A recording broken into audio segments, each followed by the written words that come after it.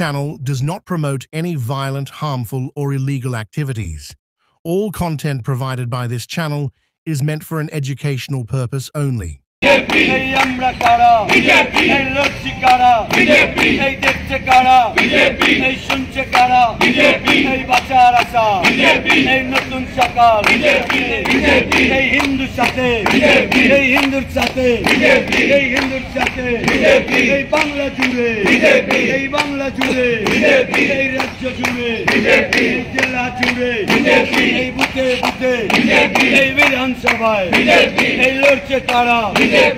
राज्य जुड़े माता की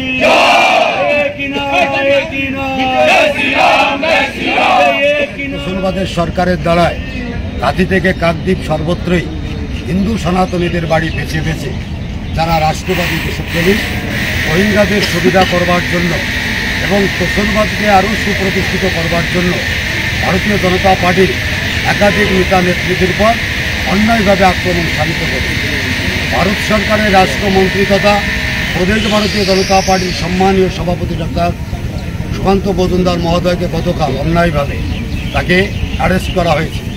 এরই প্রতিবাদে আমরা ভারতীয় জনতা পার্টির সকলে সামিল হয়ে এই তৃণমূল কংগ্রেসের অন্যায়ের বিরুদ্ধে আজকে আমরা রাস্তায় নেমেছি। আমরা জানি এখানকার পথ চলতি মানুষ, বিভিন্ন ধরনের অটো চালক, টোটো চালক, ব্যস্ততম মানুষ, তাদের কিছুটা সময় তাদের অসুবিধা হচ্ছে।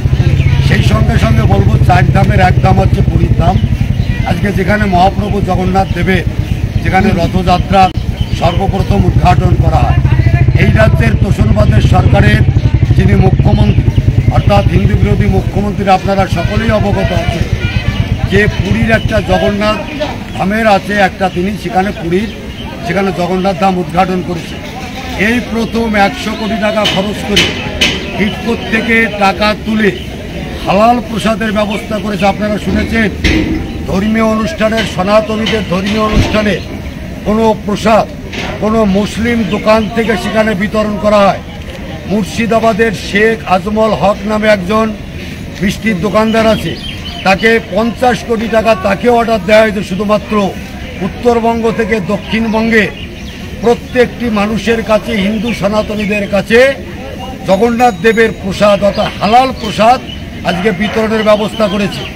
আমরা প্রত্যেকটি সনাতনীর কাছে আগ্রহ প্রকাশ করব, মমতা ব্যানার্জির এই 26 সালের বিধানসভা একদিকে 30% ভোট পাওয়ার স্বার্থে সে যেভাবে মুসলমানদের যেভাবে সুবিধা দিয়ে চলেছে, 3,75,000 রোহিঙ্গাদের পশ্চিমবঙ্গে প্রবেশ ঘটিয়ে তাদের ভোটার এবং আধার কার্ড করে জনবিন্যাসের মধ্য দিয়ে পশ্চিমবঙ্গকে আজকে সংখ্যালঘুদের সংখ্যাগুরু করার যে প্রয়াসের চেষ্টা করছে, অন্যদিকে হিন্দুদের ভোট পাওয়ার স্বার্থে হালাল প্রসাদের ব্যবস্থা করেছে।